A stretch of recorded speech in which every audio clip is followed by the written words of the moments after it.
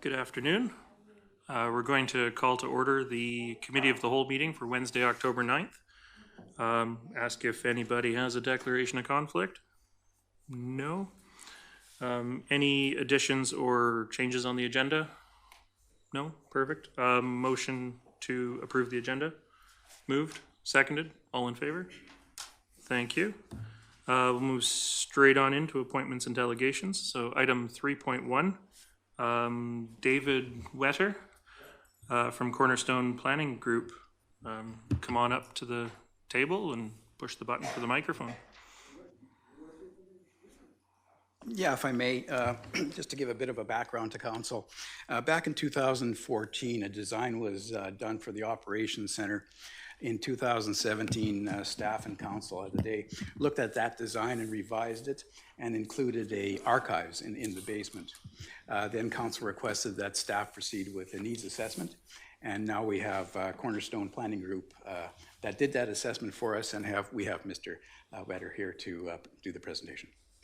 Perfect. Thank you very much.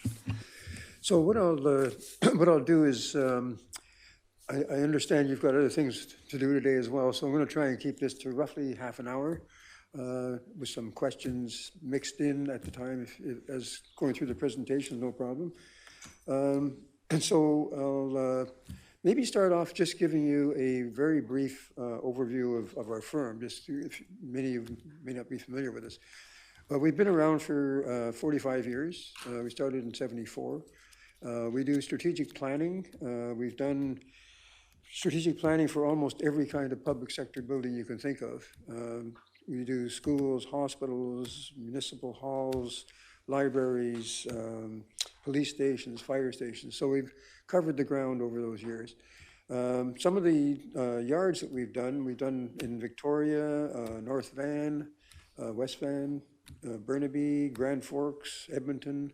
So we've done yards planning studies in many, many places. So that's just a little bit of background on our firm. So what we might do is, I got this, I'll make sure this works here.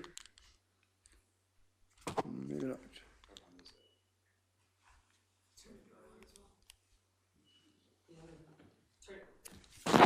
Ah, yeah, okay, right. Huh. Seems to be. Oh, it's not on. Maybe that's the problem.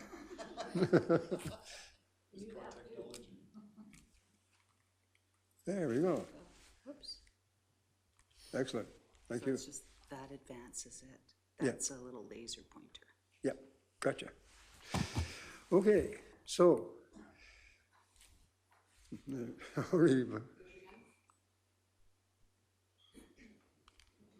There we go.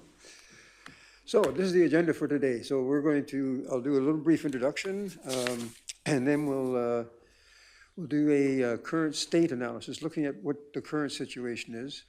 Then we're going to go on to future demand analysis, an overview of the facility requirements, a look at the development options we considered, and the recommendations. So this is a high-level description of what we've done.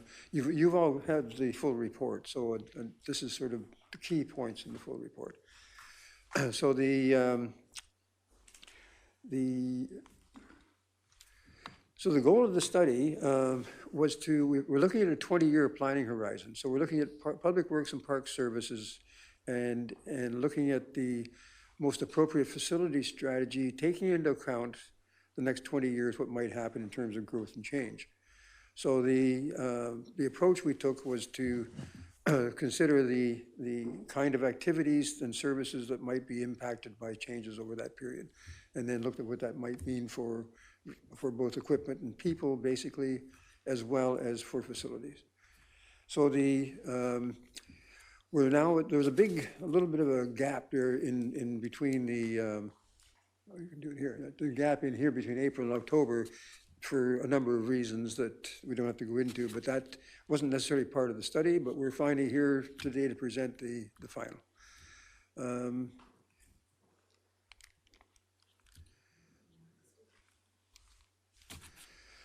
So the staffing current state analysis, as I mentioned, one of the key things that drives drives the amount of space required, and the kind of space is the staffing and the equipment, of course.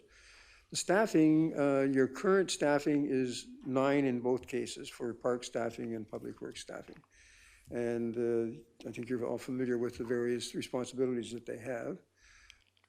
So the current state analysis in terms of locations, you've got 3 locations, although Lot L is actually got an upper yard and a main yard component to it, but it's the same geographic location. And you've got ebb tide, and you've got Kirkland Center. So those are your existing facilities. That's the land aspect of it. The areas that you have on those facilities, Lot L, that's where your major operations are. And it includes the Quonset huts and the sheds and that sort of thing for equipment. Ebb tide is really mainly for storage. It's located next on the ebb tide one, here's the water plant, then there's this little shed here and a shop. Those 2 are the ones that are used by parks. District archives are in here, and the water resources center's there. In Kirkland, you've got a building here and a little shed here. This is all pretty much used for storage. It's not really used for much of anything else. So the current operations are mainly focused on Hang on a the Lot L. second, Mayor Seekers. Thank you. One of the things I didn't see in here was the lot by the golf course. Did we take that into account with the materials they have up there as well? Yeah, I don't believe John included that. It's really not being utilized. It's for more of a dumping area for some old pipes and some gravels and other debris. So it's not really utilized. So, because some of these are for storage, are we not storing stuff up there that we use? That's correct, we are, and it should be maybe included, yes. Okay. We'll make note of that, yeah. We'll make note of that, and we can certainly add that in if we need to, no problem.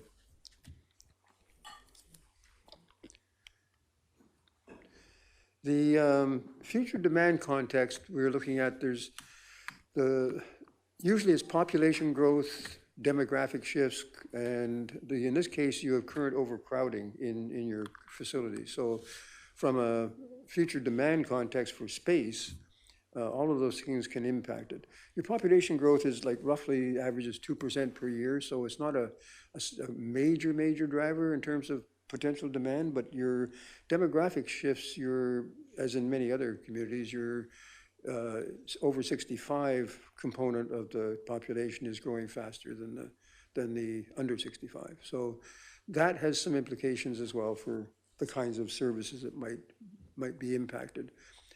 The overcrowding is something where you're dealing with a situation where your current space that you have doesn't adequately accommodate it. So if you're looking into the future, you're going to be, from a demand point of view, you're already short of space. So you're starting off from a negative position.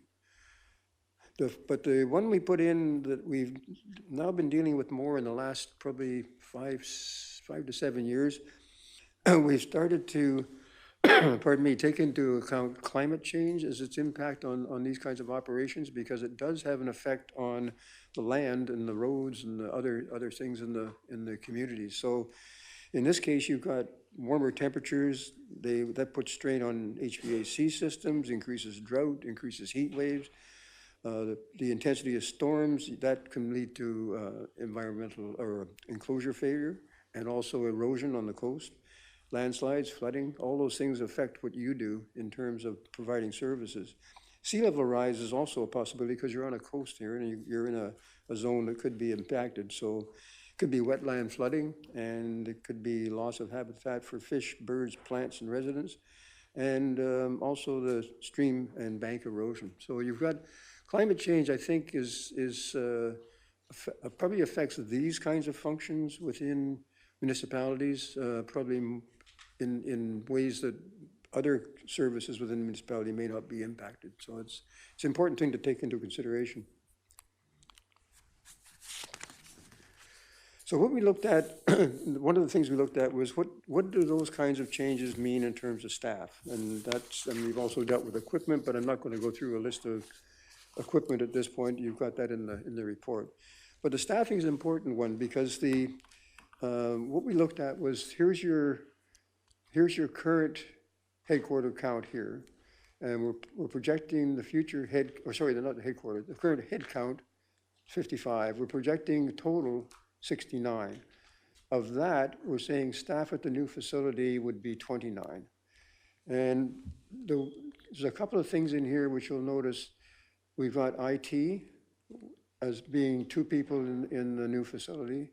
We've got bylaw with 3 people in the new facility, and we've got GIS with a person in the new facility. So we've got 6 people that we put into, pardon me, which is essentially a parks and public works facility.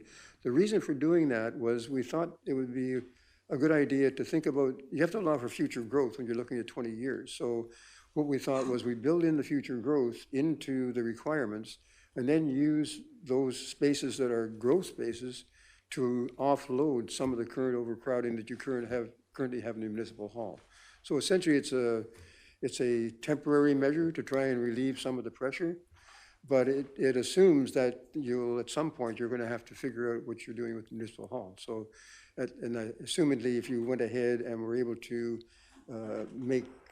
go forward with a project that would give you adequate space, then over that period of 20 years, the people who are now located there could shift back into the new facility. So it's just a way of using your growth capacity in a way that helps you in the current state. Now, some of the principles that we've used in the facility requirements, we've talked about allowing for open office concepts, and that's just something we put in to put it on the table, basically. It's not saying that the area requirements are based on doing it that way. It's just saying that that's something that it does affect the configuration of the space as opposed to the amount of space. So the amount of space is very similar whether it's an open office or enclosed offices, but we're just putting this in as a principle in the sense that you don't want to set up your building design in a way that makes it difficult to do an open office in the future.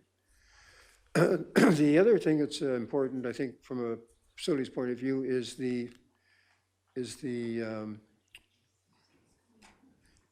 there we go. Okay, can we make that bigger again, or? There we go. I keep pressing the wrong buttons.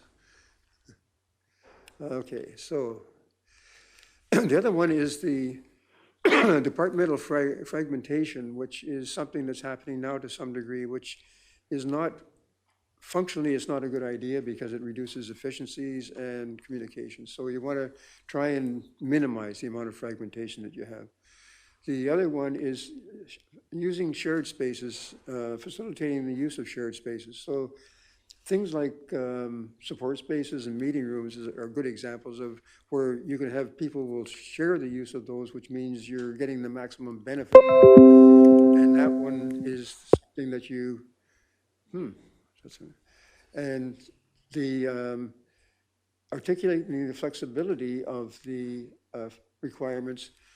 This is one where buildings are built out of fairly solid stuff. So it's not easy to change. You can change equipment and personnel much easier. You can change facilities. But so you have to think about how the facility might have to adapt to changes over the future. So one of the principles we operate in and put into our programs is that the architect should design the buildings so that they can accommodate changes in the future. So you don't want to build it in a way that you have bearing walls every 20 feet. That means you can't do anything after that.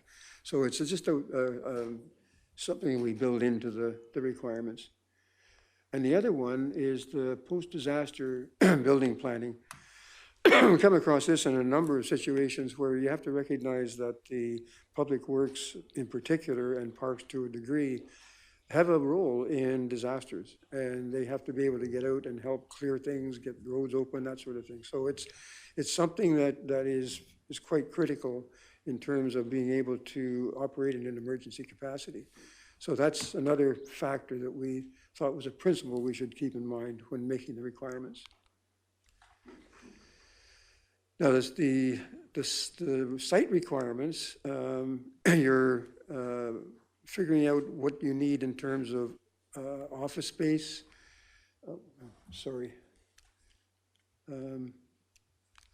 What you need in terms of office space, industrial workshop type space, covered storage, and storage space. So we're at this point, we're not dealing with where the individual offices and rooms will go. We're looking at different kinds of space and functional components in terms of groupings. What kinds of spaces should be together. So the amount of office space is important because that has a different shell than a workshop. So workshops, higher ceiling, industrial type fittings, that sort of thing. So it's a different kind of implication in terms of both how you lay things out and how much it costs. So the site that you have, it's actually a pretty good site. You've got this is your site here, the marked on the red, and this is leased out at the moment. But this site here is a good size. Most of your operations are at this upper end here. This is the other side that is not used as much. But the site size is actually pretty good from the point of view of being able to accommodate future growth. So in terms of the way that we looked at the zones in terms of how so internal zones as well as external zones. So the zones internally and from a site point of view, there's a public zone. And what distinguishes the public zone is that it has the spaces that are accessible by the community, and it should be located near the entrance to the facility. So the public doesn't have to enter too far into the yard zone to get access to things they need to get access to. The staff zone is considered to be something which has an access restriction to get into it. You need a swipe card, punch key, that sort of thing, mainly for providing security and for both people and for materials. The work zone is, that's the majority of the day-to-day operations, and they're industrial in nature, and they require industrial level HVAC and lighting and fittings and finishes. So that's a particular kind of shell. And then the storage zone is different space allowances to facilitate yard work and material storage. So that is mainly, not a lot happens there in terms of activities. It's more just where you put things and to keep them for when you're going to be using them.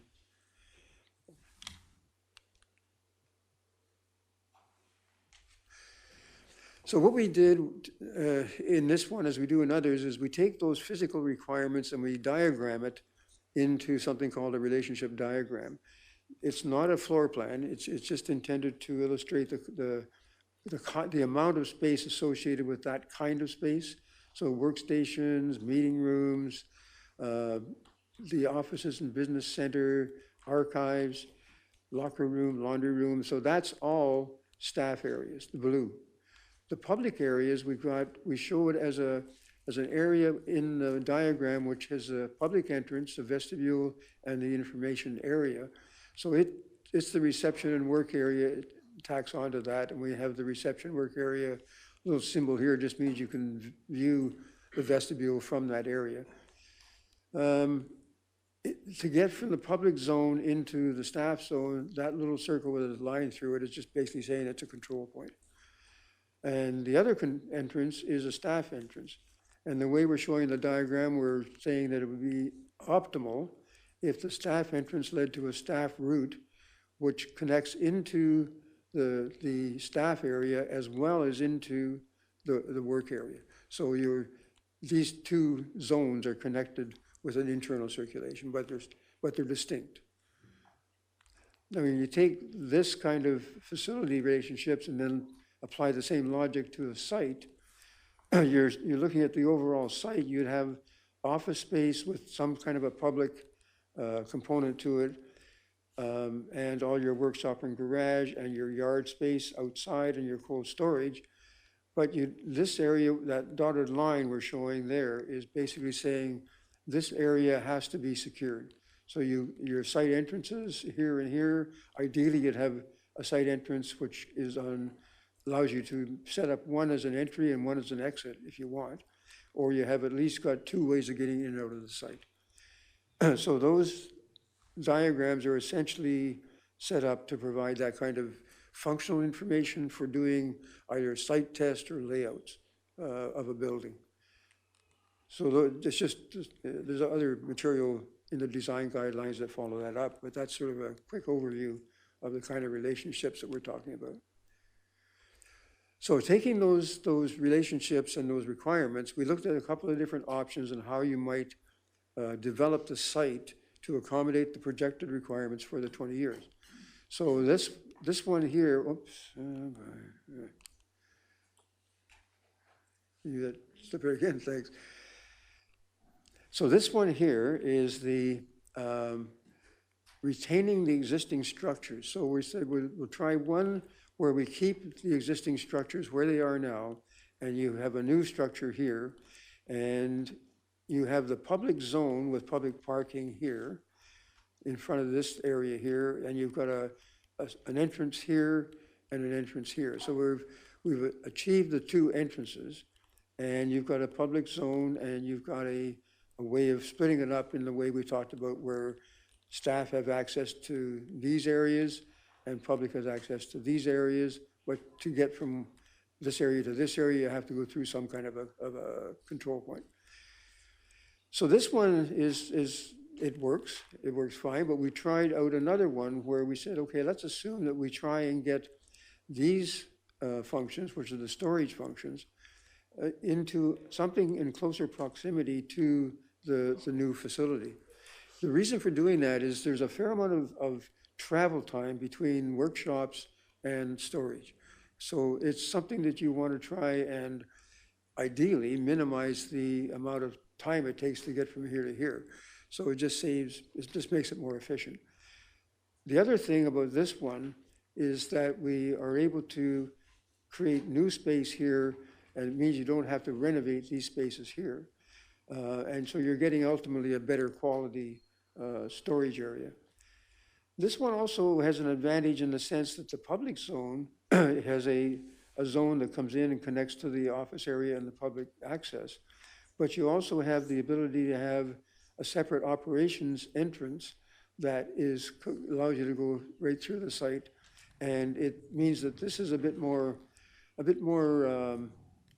allows a bit more room in here for doing the yard-related functions, and it keeps the public zone fairly distinct. So there's an advantage in the sense that the flow in this one is better. This one you have flow going across this way, up through here and back and forth in here. This one, most of the activity would happen here, and your flow is nice and clean all the way through the site. So from an optimal point of view, functionally, this one is the one we're saying is probably the best idea to try and go forward with this one. But the option A, the advantages of option A is that you are not building as much because you're using the existing facility. So this one is likely to cost a bit less than this one, but this one is functionally better in terms of how it would operate and the efficiencies you'd get. So this just summarizes those kinds of evaluations. So option A, it maximizes the current site configuration and likely be cheaper, but it's not as good in terms of adjacencies and workflows. B, minimizes potential vehicle collisions and hazards because you're separating public and operations access and flows, and the layout also achieves greater working efficiencies. And option B's site arrangement also leaves more room for potential expansion in the future. Like in this one, you can see in the option B, this area up here is actually got a lot more room in it than this one here. This one has got chopped up a little bit by where those things are, whereas this one leaves you pretty much an open slate for what you might have to do in the future. And the fact that you've got a site which will accommodate future growth beyond the 20 years is actually something that most municipalities don't have. So that's actually a very, very good thing. So the difference is between the two is whether or not existing building locations are retained.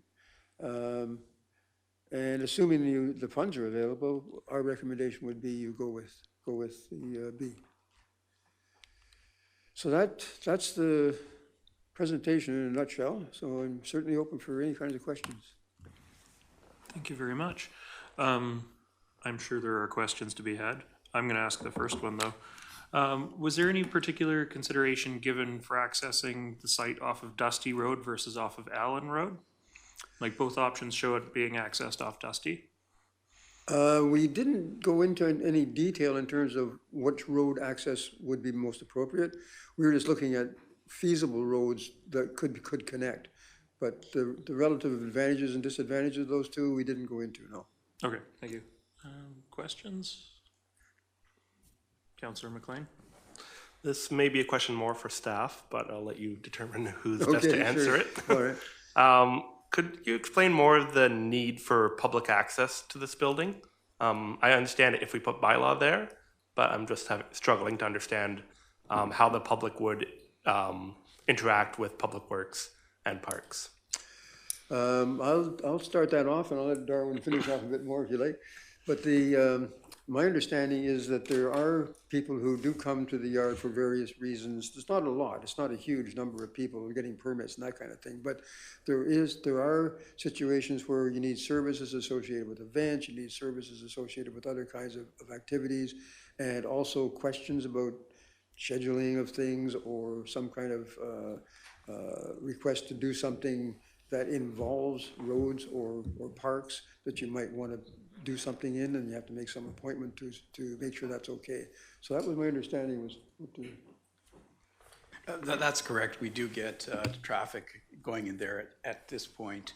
If we're looking at moving some staff over, like bylaws or IT and other things, there would be a need to have that presence of a reception area for public. But there also would be other even when the IT and other ones leave, there still is some requirement for public access. Yeah, right. All right, thank you. Mayor Seegers? Thank you. I had a question in your report on page 32. Mm-hmm.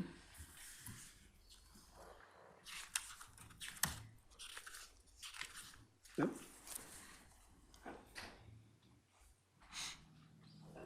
You have meeting room / training room, and you're indicating a capacity of 12, and you have 30 square meters. Mm-hmm. And then the lunchroom kitchen has 38 square meters, which isn't much bigger, but it's talking about the kitchen being subdividable seating to separate public works and parks during lunch meetings. If 12 is the capacity for 30 square meters, is 38 sufficient to be able to actually then subdivide to have two groups of potentially 12 people in it?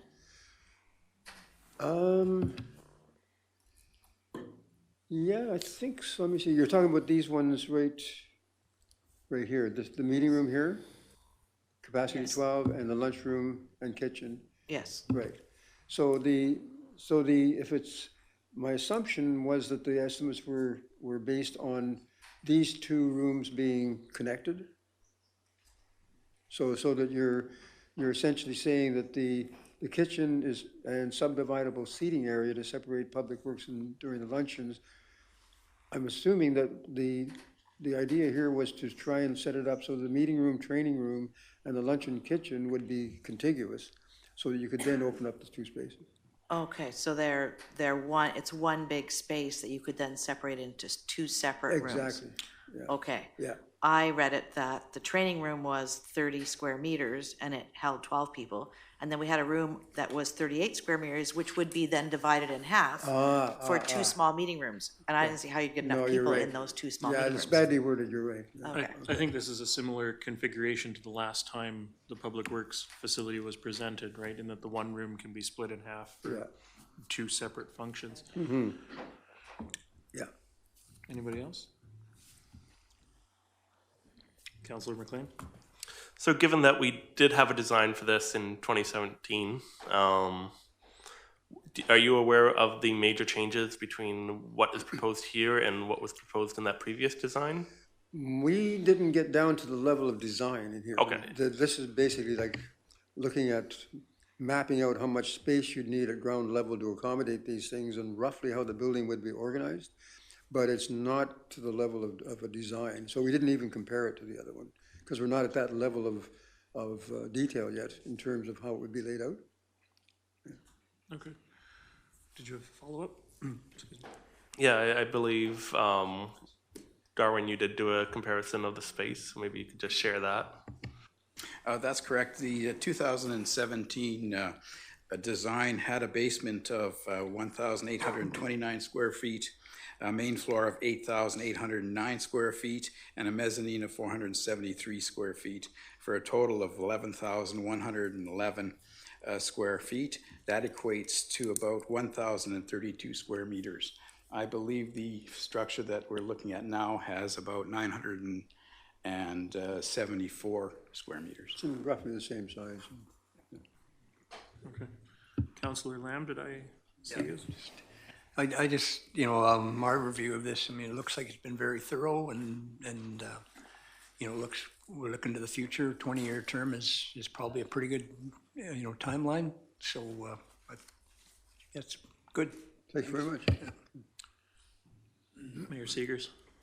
Yeah, that was, the Councillor McLean had asked that question about the space, because my concern was, I thought, personally, I mean, I've been around for a few years now, that we actually had done a lot of this work before. And staff they went and visited a bunch of other facilities to look at what was required, what was needed to provide service to the municipality for the next 20 years. Mm-hmm. So it's interesting that the plan coming back after looking at a needs assessment by an outside firm is actually giving us about the same as what we were looking at before. Yeah, it's interesting. That's right. Yeah. Anybody further down the table there? No? I had one more thing. Let me get back to my first page, though. It was actually a statement more than anything. Okay. When I'd seen the previous iteration, I wasn't sure why the district of Sechelt needed vehicle hoists and all that when we didn't have mechanics on staff. Just after the election, John Devison did a tour of the public works facilities, and understanding the difference between needing to change grader blades on the ground and snow plow edges on the ground versus doing it off of a hoist. I totally understand that. I just wanted to actually thank John, even though he's not here for that. So, Any questions? Mayor Seegers, you looking something up? No, just see if there's anything else that you Okay. Councillor McLean? So what are the next steps from here? That's where we want to spend some more time doing some research to look at the best possible way to build this building. The last iteration was done by an architect. The last council had issues with the method of building, the style of building, too many corners on the building, I think was mentioned at one point. So we want to look at all the different possible ways that we can do this, and we also want to look at all the possible ways to easily add to this over time. So whether we look at a design build approach, whether we look at becoming our own contractor in this and have different parts of the building built different ways to make it work, we're not sure. We're going to have to look at that and do a little bit more research and try to come back to you and say, here are the methods of moving forward or building this, and which way would you like to go. The architectural route at this point has proved to be the most expensive, so we just want to make sure we're looking at all the possible options so we get the best value for the money. Awesome. Thank you. Councillor Kuster. Oh, That's okay, go ahead. okay. I just have a quick question, and maybe I'm just not understanding something. Site layout A, all our existing buildings are being utilized. Mm-hmm. Site B, we're creating all new. Why wouldn't we just move the new building closer to the existing buildings for the distance? Yeah, we actually, when we were playing around with some layouts, we did look at that. The one implication of moving the building further away from the edge of the site is it's more difficult to control the circulation into the site from a public point of view. So it means that it's better to have the administration and the reception and those kind of public-oriented functions closer to the outside to minimize the amount of road and access and pedestrian access into the other zone. That's the main reason, yeah. Thank you. I think that was sort of where I was trying to come at with my question about accessing from Allen Road versus Dusty. Oh, I see, okay. Something else to consider for Dusty Road, which may or may not impact anything, is that the SCRD is looking at water wells, and there may be water infrastructure, pump houses and stuff like that that may be built along that edge at some point in the future. So something to consider. Anybody else? Mayor Seegers? So we're gonna have to go to AAP or a referendum or something, because we don't have the money to build something. So we would need to get a design, Class A cost estimate, and then be able to vote to the public to do that. Do we have any kind of idea about timing? I mean, we're not gonna get it done this winter. Be nice to have something in place for next winter for staff. Would be my expectation that Mr. Kootenai would be returning with a report outlining the various research that we would take on and a rough timeline of how that would work, and then try to come back with something fairly quickly. Yeah. Councillor Scott, did I see you making moves to ask a question? In your report, you talked about workplace stations and having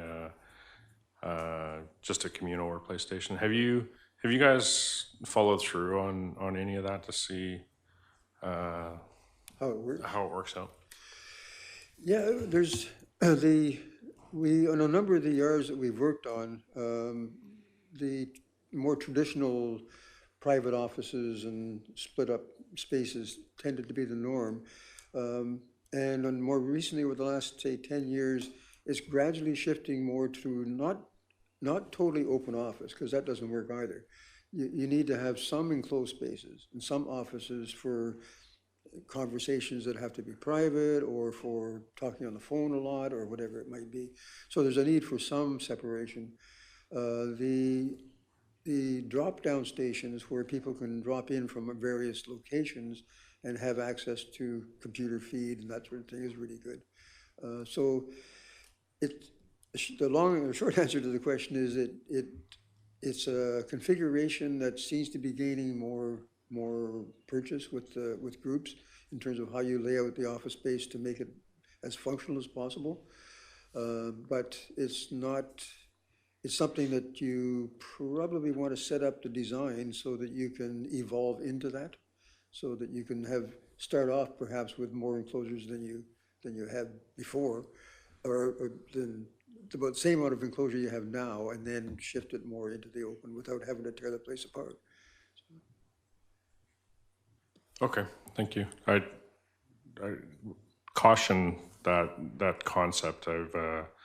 I've encountered it a number of times over the last couple of years, and my findings of it is the employee embracement of that sort of concept isn't well received at all, because there is no ownership. Having to go to a locker and pull your pens and pencils out of the locker to put on the desk that you're claiming for the day is a challenge.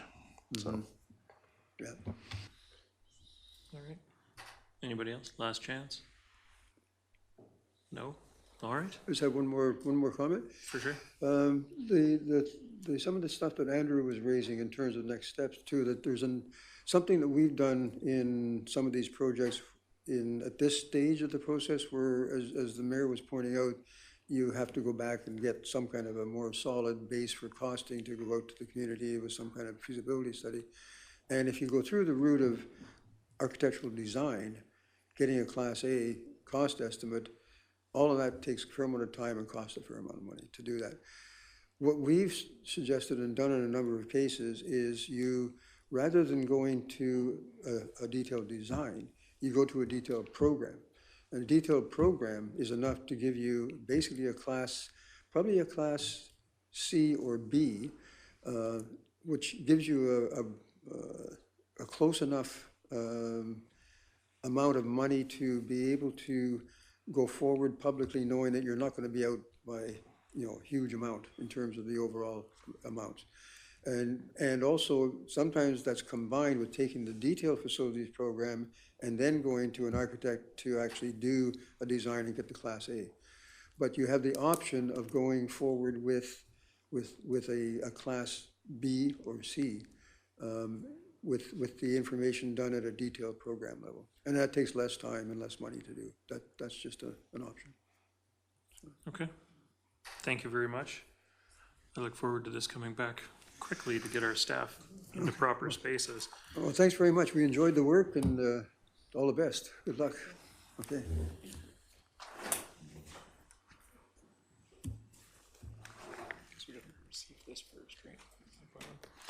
All right, moving on to item 5.1, we have Sunshine Coast Community Forest Legacy Fund recommendations. We've got a report here. Motion to receive the report. Moved, seconded, all in favor? All right. I don't know how we're doing this. We've got David Douglas. He can talk to some stuff, I'm sure. I see we've got Linda Harris here from the Community Forest. Sorry. Yeah, so this request has come forward for council to decide on. And my portion of it is just to go over what we have in the legacy reserve currently and what's available for the granting of this year. So earlier in the year, we did some granting of $325,000, and we did receive a dividend in somewhere around May of about $600,000. And so, we've been splitting these into a longer range and a shorter range granting process. And so currently we would have about just over $600,000 for grants that they're asking for two, sorry. Let me start again. We'd have $357,000 available for grants that they're recommending of $285,000, and that's in the current or short-term granting program. In the long term, which we're holding for a larger project potential, is just over $1.1 million. Okay. Discussion. Mayor Seegers. So the request right now, 285,000, that's actually a request or a question to Councillor Scott, as he's on the Legacy Fund Committee. How much does the Community Forest anticipate that they still have available? Are they looking at having the difference between the 285 and the 357 as funds available to them to give out? Yes. Thank you for using The intent was to, based on projected revenues coming in this coming year, which were, correct me if I'm wrong, was zero. There was a hope to hold back some of the funds for future requests for the coming year, so that it wasn't completely dry. So do we want to look at these one at a time, or do we want to look at them? So there is a special request inside of the Sunshine Coast Arts Council roof replacement. How does everybody feel? Look at them one at a time? I think if nothing else, there has to be a discussion on the last one, on the Arts Council one, but for sure hit them up for each one. Okay. Yeah, I'd suggest we start with the Arts Council and go from there. Sure. Okay. I've got some highlighted notes here, so I'm going to use my position to ask my question first. Is the Arts Center actually a District of Sechelt asset? I was under the impression that we owned the property and leased it to the Arts Council, who owns the building. No, it's an owned asset. It is, okay. Yes. Thank you. That was all I actually had about that, but that was more just a question. Anybody? That's what led to the request from the fund group to split the cost, since it is a district asset. While the lease states that the Arts Council is responsible for the upkeep of the building, it's still technically a district asset, so. I guess, go ahead, Councilor McLean. Yeah, just so people watching can follow along, they're asking, or they've suggested to provide 50% of the grant costs, and they're looking for the other 50% from this 1.1 that we are holding back. Correct. With no current policy for spending that money yet. Correct. That's, I think, the root of the issue is, what do we do with this money that we've been holding back? We need to set some direction on that fund. I think from the community forest side, they have good policy, but we don't have that policy to follow on the other part. And I don't like making decisions to invest money without basing it on policy, which makes this fund very difficult. I think the board of the community forests would welcome the council to create that policy, because I think they're curious of themselves. Thank you. I agree with you, Councillor McLean. I would be more comfortable with the funding of the 100% through the current legacy funds than trying to pull some of that money out of the long term without an actual policy and plan in place. But other thoughts, opinions? Councillor McLean. Yeah, I'll throw one idea out there. At some point at this meeting, I'll be making the request to start drafting that policy to figure out what to do with the long-term fund. Until we have that figured out, I don't like partially funding projects like this. So I wouldn't be comfortable using the long-term fund. So I'm wondering if we could hold back on funding the Arts Council roof until we have that direction and see if it fits in. So move ahead with the other ones and hold back on the full amount of the Arts Council roof until we know what's going on. A welcome discussion on that idea. Mayor Seegers. I think the damage to the roof is such that they've already had damage inside that has had to be repaired. And we're going through another winter. I think they're looking to get this roof done before we get into the winter, which is why there's some urgency to move forward with the whole part.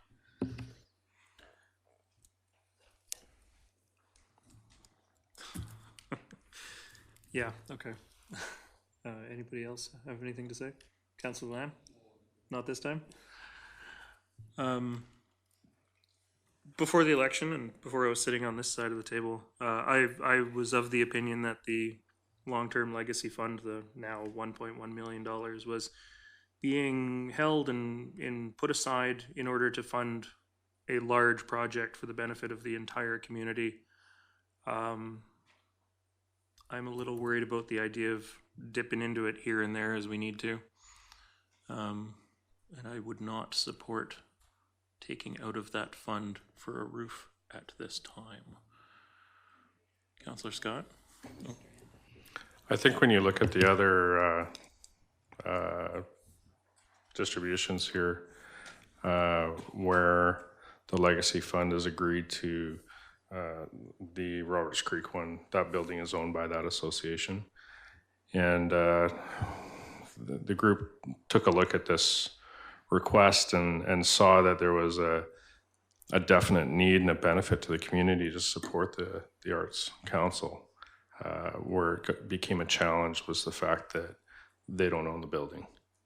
So it's debatable as to the condition of it when they received it. So the process was to let's split the cost. And what that does is it allows another $50,000 to go back into the legacy fund for the future. for next year and just increases that amount for distribution for other projects. But I'll still reiterate that the council would love to see a policy for that money. Councillor Rowe? My thoughts are that I'd rather not spend any of the long-term funding without a policy. But I'd be in support of granting them so that they can get the project done, but not out of the long term. And I agree with Councillor McLean around, you know, giving you half and then we'll wait and see. I think that's kind of difficult to do with the project. Mayor Segers. So at this point, the Legacy Fund Committee has said they are requesting, or basically suggesting we get about 285,000. That leaves 72,000 in the short-term funds. Am I doing subtraction right? Okay. I have a math background, I always subtract wrong. So our recommendation could be actually that instead of 50,000 from the long-term funds, we do 100,000 from the legacy fund itself, and not like from the short-term funds. That leaves the legacy fund short, takes them down only to 22,000 left available, but that is an option. Councillor McLean. Yeah, I know it's completely opposite to what I was saying earlier, but I think that's probably the best approach. I'm just trying to work through this and come up with the best solution for everyone. So if we were to fully fund the Arts Council, that would leave us short, or leave us with a small amount for next year. I don't know how we want to spend the long-term fund, but recognizing that there's likely no contributions next year, we could choose to put some of that fund into next year's, some of the long-term fund into next year's fund. Transfer some money back, basically. Yes, given that they will have a small amount next year. Question related to that, when is the next round of funding planned? Councillor Scott, do you want to answer that? Actually, I'll have to defer to Linda on that one.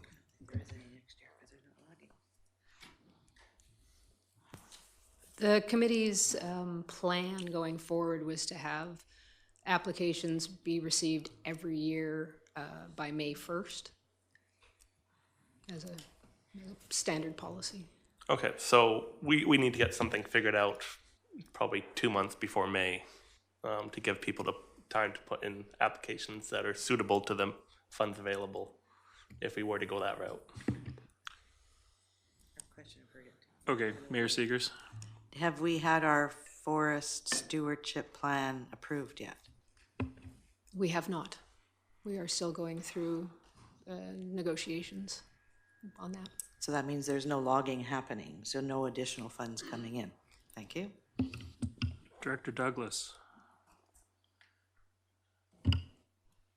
Sorry, I'm just checking over the math here for a second. Okay. If I may, if the full 100,000 is to come out of the short-term legacy fund, that will leave us the 75 approximately.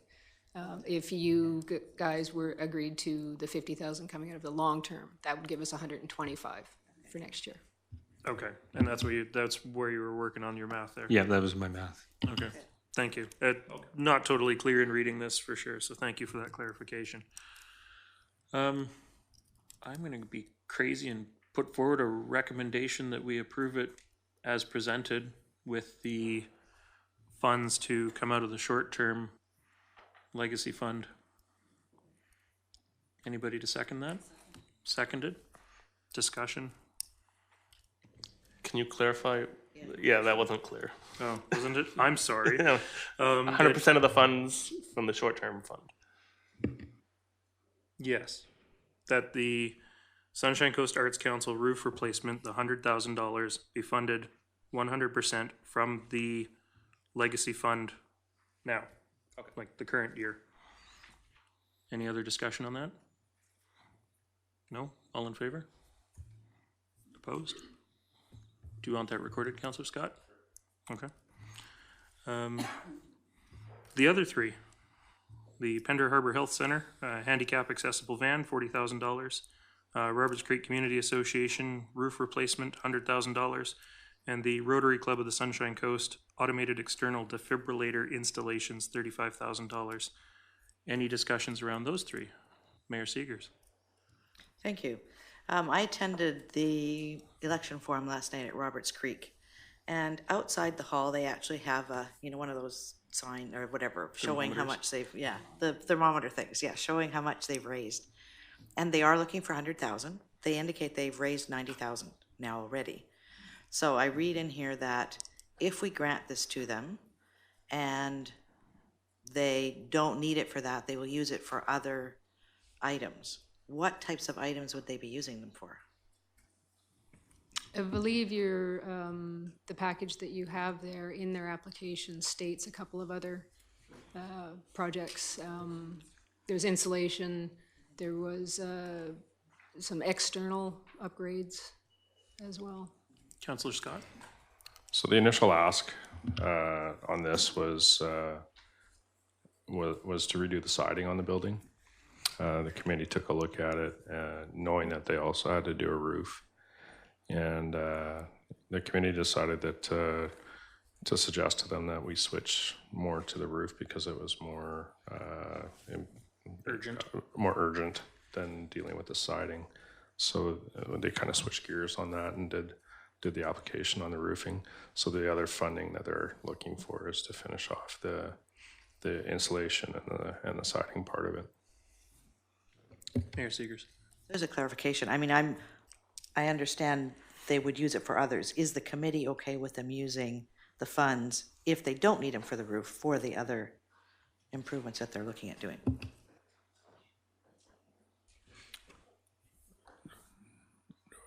As far as I understand, the committee feels that these funds need to go to the roof.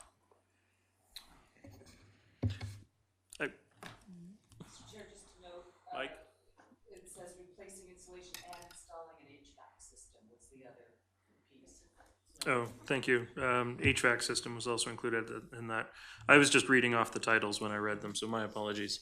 I also confirmed at our last board meeting with the board of directors their agreement for the funds to be redirected to the other projects, and they passed the motion to allow that to happen.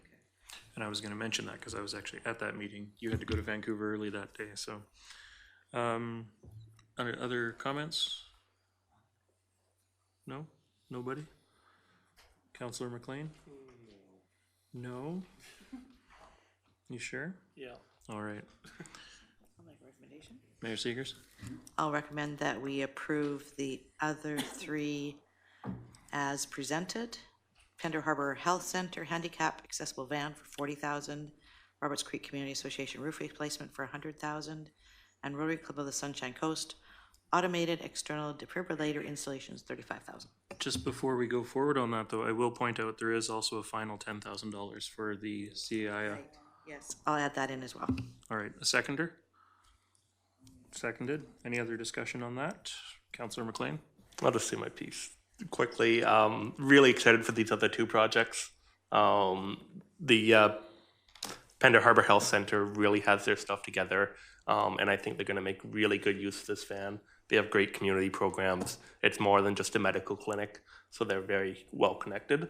And I know that this is specifically a need for the whole Pender community that I think they can really deliver with that van. And then we heard from Rotary already on this project about the defibrillators. It could save a life, so I'm really happy with both of those other two projects. All right. Anybody else? No? All in favor? Opposed? Nothing? Carried. Great. Thank you very much. Thank you on behalf of the committee and the board. Thank you very much. Thank you for being here to answer our questions. No problem. Councillor McLean, did you have something else you wanted to propose? No? Okay. Yes, he did. Did you have a long term? Oh, yeah, hey. Hey, yeah. You want to speak to that? I need wording. I'd like to make a motion that staff begin to draft a policy on use of the long-term legacy funds. Seconded. Okay, discussion. I'd really like to provide a little more guidance to staff. But I think that we need more discussion, and I haven't had time to really put in thought about that. So maybe we can take that offline and maybe send a couple emails and start some conversation going and give staff some direction. I think that whatever we do with the legacy fund, and maybe this will be soapboxing a little bit, needs to have some pretty heavy community involvement, in my mind, just because that money was set aside, in my mind, for a large project. And so I think that the community needs to have a say in how that money gets spent. So I want to make sure that whatever policy we put in place has that taken into account. Anybody else? No? Mayor Seegers? I think it should be a project or a building or something that serves the whole coast and has a, is a legacy, right? That actually meets the needs of what the community forest is looking to do with the funds ongoingly. Councilor McLean. So I'm just trying to pull out that little bit of direction for staff. Am I hearing that we want one project to be funded through this funds, or are we willing to consider several smaller projects? I think the criteria for the projects determines the money. Like a roof doesn't really meet the need. Doesn't really qualify. Doesn't qualify. In my mind, yeah. I don't know. Have we thoroughly confused staff on it? No? Okay. I will flesh it out some more. And yeah, we can have further discussions, and I'm sure we will have input from people in our community that would love to have some input on the policies. Looking at the community associations over there. All in favor? All right, that's carried. Thank you very much. Motion to adjourn. Moved. Seconded. All in favor? All right, thank you very much. Questions for